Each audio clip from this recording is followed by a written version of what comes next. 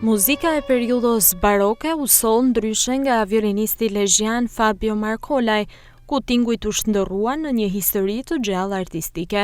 Në fokus të këtij aktiviteti ishte krijimtaria Antonio Vivaldit, veçanërisht cikli i njohur Katër stinët, një vepër që ndërthur në mënyrë unike muzikën me ritmet dhe ndjesitë e natyrës.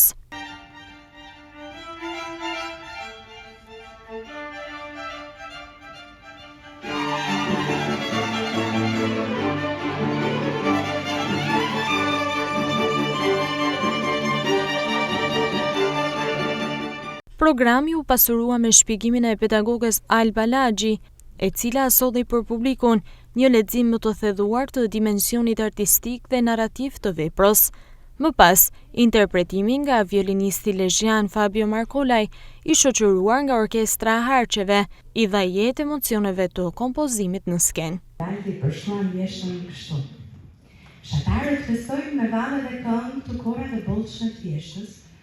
Pas performancës, Lagji u ndal tek rëndësia e kuptimit të historisë që mbar çdo vepër muzikore, ndërsa Marcolaj theksoi se roli i solistit është të transmetojë këtë histori me ndjenjë dhe autenticitet tek publiku.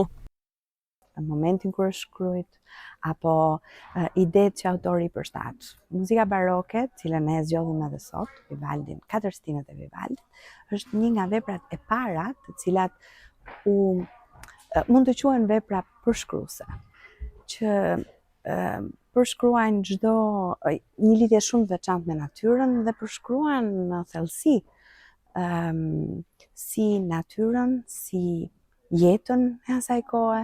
Pra praktikisht Vivaldi vetë e shifte si një piktur lëvizse. Solisti bën më të mirën e tij që të gjitha personave t'ja demonstroj ose t'ja u përcjell muzikën ashtu siç duhet, duke treguar atë gjë që Vivaldi ka dashur të tregojë. Ky lloj prezantimi që ndërthur shpjegimin me interpretimin live, po krijon një lidhje më të afërt mes publikut dhe muzikës klasike, duke kthyer koncertin në një eksperiencë më të plotë dhe të ndjerë artistike.